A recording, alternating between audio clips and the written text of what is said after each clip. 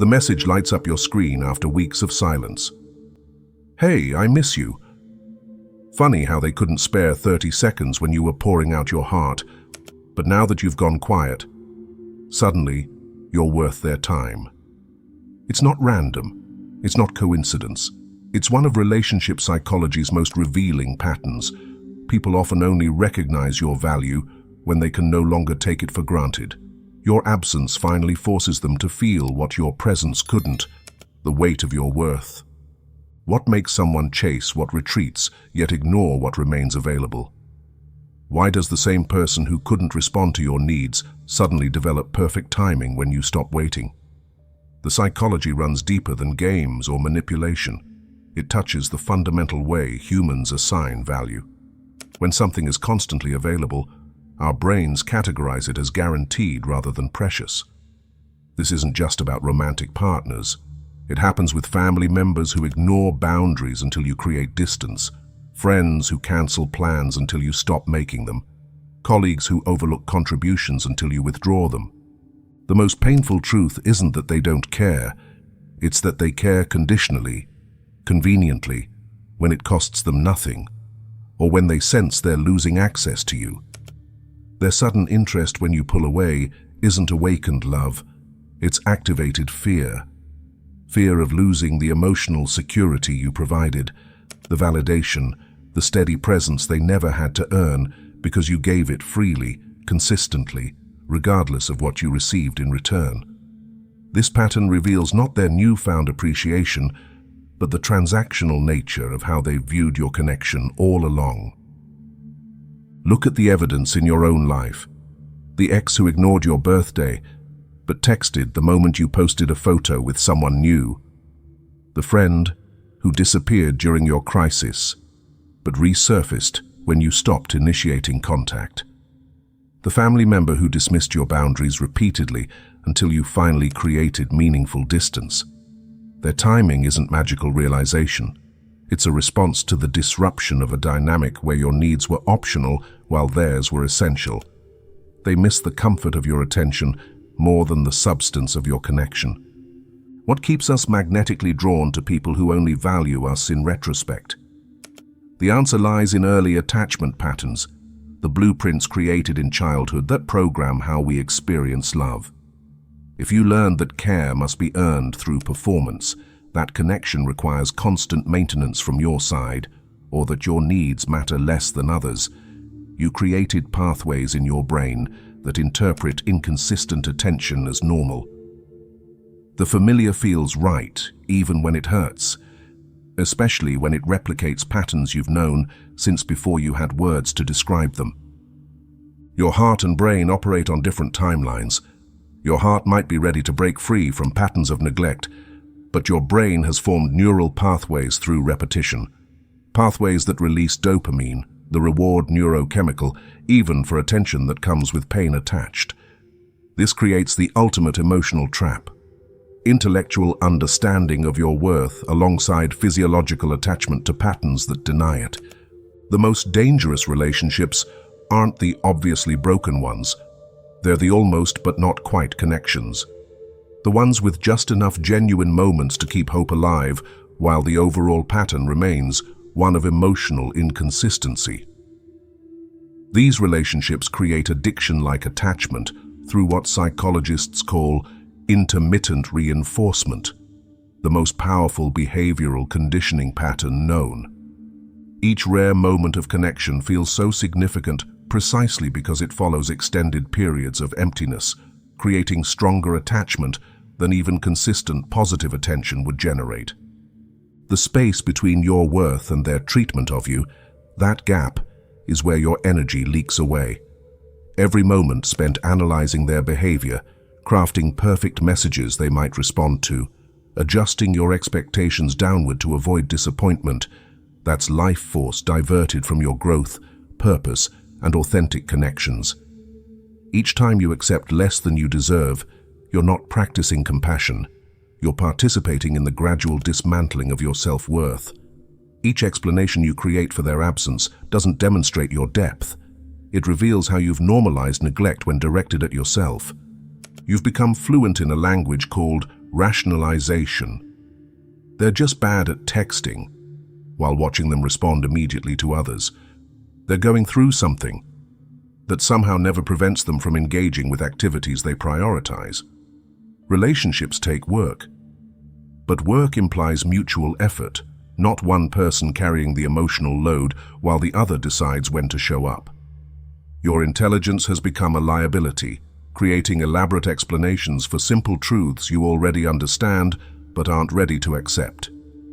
Healing isn't found in finally being valued by someone who has consistently overlooked you. It comes from recognizing that their inability to appreciate you reflects their limitations, not your worth.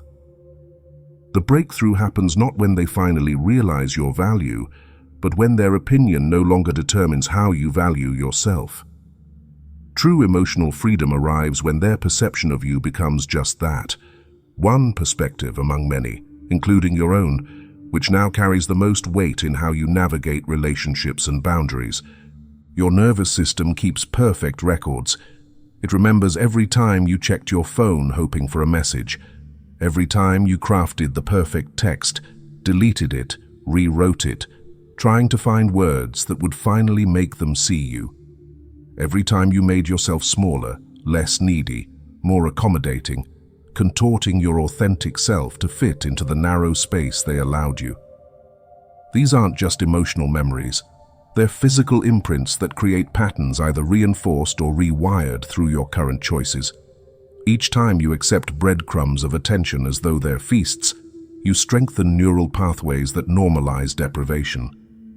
The hardest truth isn't that they don't care. It's that they care selectively, conveniently, when it aligns with their needs, rather than in response to yours. They're not confused about how they feel. They're not struggling to express overwhelming emotions. They're showing you exactly what they're capable of offering. Attention that arrives precisely when it serves them and disappears when it requires effort or inconvenience. This isn't complexity, it's consistency. Consistent prioritization of their comfort over your needs, disguised as complexity to keep you engaged and available. Detachment isn't about withdrawing from people out of anger. It's about seeing situations as they are, without the illusions we once needed to believe. It happens when you realize that protecting your peace matters more than waiting for someone else to change. You stop chasing explanations. You stop negotiating for respect. You accept that you can't control how others behave, but you can control what you allow to continue. Creating distance isn't about punishing anyone. It's about giving both sides the space to see things more honestly, without the filters of hope or expectation. Often, the love we keep trying to find in others is simply the care we haven't yet learned to give ourselves. The patience, forgiveness, and understanding you offer so easily to others. They were never meant to come at the cost of your own well-being. Sustainability in relationships starts when you stop abandoning yourself to keep someone else comfortable. Patterns don't heal by being repeated. They heal when you recognize them for what they are and choose differently. The most revealing moments in any relationship aren't when everything is going well. They appear during crisis, inconvenience, or conflict, when maintaining connection requires effort rather than just enjoyment. How do they show up when you're struggling? What happens when your needs conflict with their preferences? Do they make space for your full humanity, or only the parts that are pleasant, undemanding, and convenient? True connection isn't measured during the highlight reel. It's revealed in the mundane Tuesday afternoons when you're not your most entertaining, attractive, or accommodating self. Attachment patterns create invisible constraints with no external locks. The barriers aren't made of circumstance but of fears, fear of abandonment, fear of unworthiness, fear that this flawed connection might be all you deserve or can attract. Freedom comes not from finding someone who finally treats you well, but from healing the parts of you that believe you must earn love through constant accommodation. Your healing journey isn't linear. Some days you'll feel empowered, other days the longing will return like a familiar ache. Honor both experiences without judgment. In those moments, when you feel yourself weakening, when the urge to reach out feels overwhelming, pause. Breathe into that discomfort. It isn't failure. It's your emotional system recalibrating, learning to find stability within instead of seeking it from inconsistent external sources. Each time you sit with this discomfort, rather than immediately seeking relief, you're building new neural pathways, literally rewiring your brain's response to attachment triggers. Look at how people enter and exit your life. The pattern reveals everything. Do they disappear without explanation, then return without acknowledgement?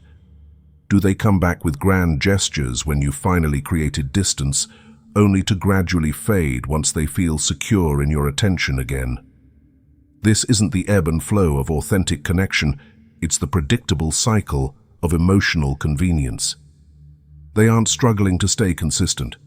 They're consistently choosing when to be present based on their needs rather than mutual care. The pattern contains all the information you need about their capacity for partnership. There's profound difference between someone who struggles to love well but tries consistently and someone who is capable of effort only when they fear losing you. The first reflects human imperfection working toward growth. The second reveals a pattern of valuing possession over partnership.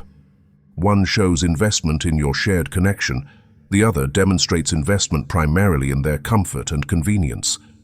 This distinction isn't about judgment, it's about accurately seeing the relationship dynamics you're participating in so you can make choices from awareness rather than hope.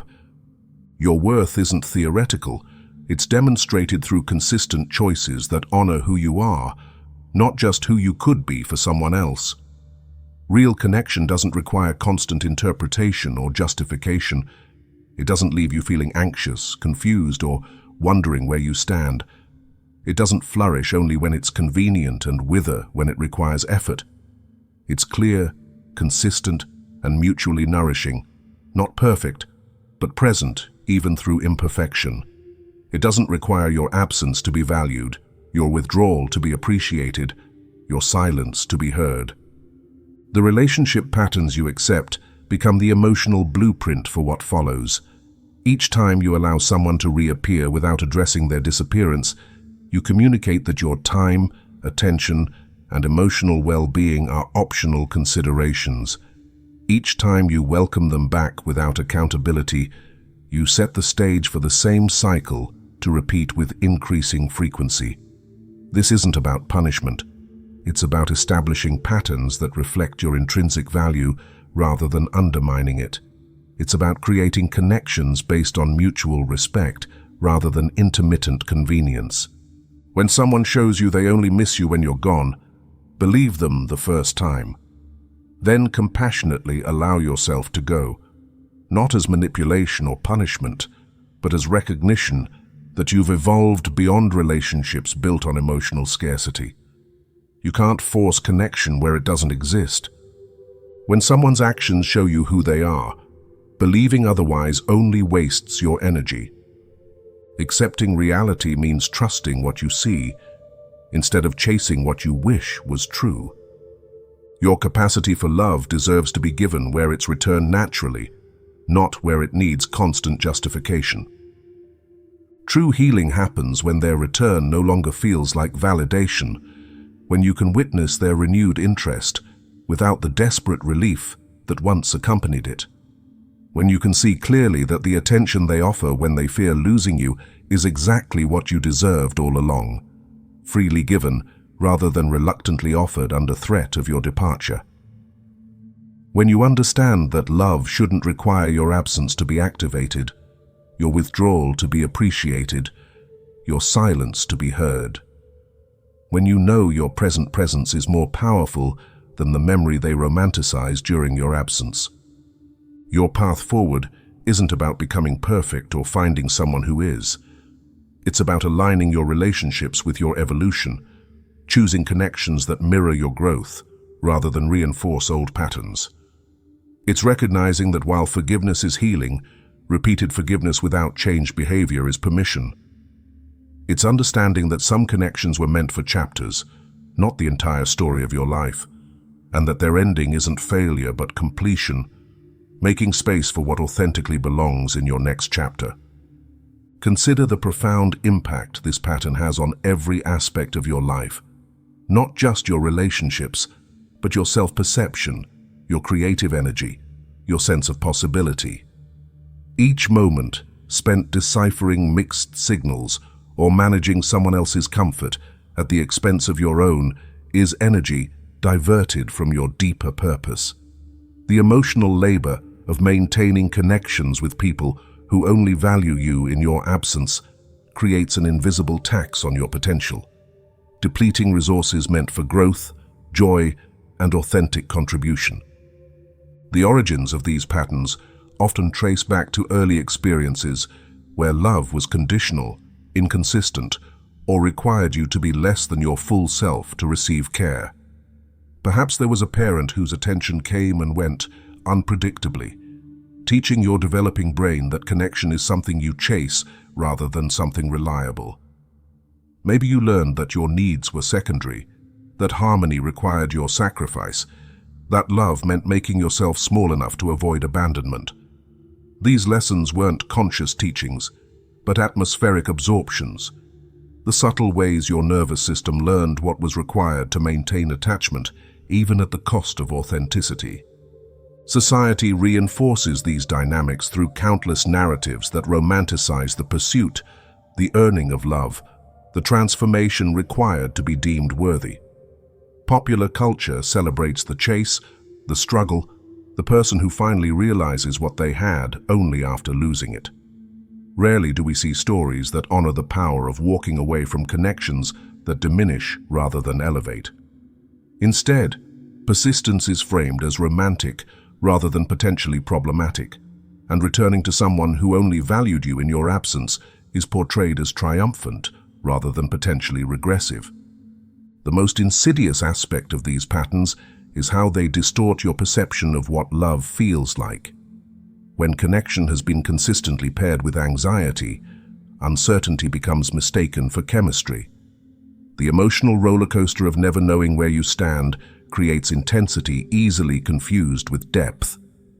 The relief that comes when someone finally responds after days of silence produces a neurochemical rush similar to addiction, your brain flooding with dopamine not because the connection is healthy, but because the temporary absence of pain feels like pleasure in contrast. This distortion means that healthy, consistent connections might initially feel boring or lacking in spark, simply because they don't activate the stress-reward cycle your brain has come to associate with attachment. Physical distance sometimes creates the illusion of emotional growth. When someone is absent from your daily life, your mind can project transformation onto them that hasn't actually occurred. You remember the connection at its highest points, forgetting the valleys that led you to create distance in the first place. This selective memory becomes the foundation for renewed hope that this time will be different, despite all evidence suggesting patterns remain unchanged. Real transformation isn't demonstrated through promises or momentary changes when they fear losing you, but through consistent behavioral shifts that persist even when there's no threat of your departure. The emotional labor you invest is invisible but exhausting. The mental tracking of their moods, the careful monitoring of your own authentic reactions to avoid triggering their withdrawal, the constant assessment of whether today is a day they can handle your needs or whether you should once again set them aside. This isn't partnership. It's a full-time emotional management position you never applied for, but somehow find yourself working overtime to maintain. The mental bandwidth consumed by these calculations is energy stolen from your creativity, your growth, your authentic connections with those who value you consistently. Your capacity for hope is both your greatest strength and your greatest vulnerability. It allows you to see potential, to believe in growth, to offer chances that sometimes lead to beautiful transformation. But without discernment, this same quality keeps you invested in connections long past their expiration date. Hope without evidence becomes a form of self-deception. a beautiful lie that feels better than the complicated truth. The most loving thing you can do for yourself is distinguish between realistic hope based on consistent evidence and wishful thinking based on potential or isolated moments of connection. Many relationships survive on momentum rather than mutual nurturing, continuing not because they're healthy or fulfilling, but because ending them requires more immediate discomfort than maintaining them. This calculation ignores the cumulative cost of staying, the gradual diminishment of your expectations, the subtle erosion of your authenticity, the quiet disappointment that becomes so familiar, you stop recognizing it as pain. Sometimes the most courageous choice is disrupting this momentum before it carries you further from yourself. The temporary intensification of pain that comes with breaking patterns is an investment in your future peace rather than a punishment to endure. Look at your digital communication with someone who only values you in your absence. Notice not just the content, but the timing. Messages that arrive at their convenience regardless of your schedule or needs. Notice the topics, conversations they initiate when seeking emotional support versus your attempts to discuss the pattern itself. Notice the effort, elaborate explanations you provide versus their minimal responses. This isn't overthinking, it's pattern recognition, a necessary skill for breaking cycles that have become so familiar you've stopped seeing them clearly. The evidence of their capacity for connection isn't hidden. It's documented in plain text, waiting for you to read it without the filter of what you wish it said. The body keeps score in relationships where you're only valued in your absence. The stomach tightness when checking messages. The shallow breathing while waiting for responses. The tension headaches from monitoring your words to avoid seeming too much. These physical symptoms aren't minor inconveniences, but your body's intelligence communicating what your mind might still rationalize away. That the connection as it exists is actively harmful to your well-being. Your nervous system responds to these dynamics as threats, precisely because they threaten something fundamental, your sense of safety and vulnerability, your trust in your own perceptions, your belief in your inherent worthiness of consistent care. True detachment begins with curiosity rather than judgment. What keeps drawing you back to connections where you're only valued in retrospect? What feels familiar about this pattern? What would it mean to believe, truly believe, that you deserve consistency without having to earn it through withdrawal? These questions aren't accusatory, but exploratory, inviting you to understand the roots of patterns that no longer serve you. This understanding isn't about assigning blame, but about recognizing that what began as adaptive survival mechanisms in one context may have become limiting beliefs in another.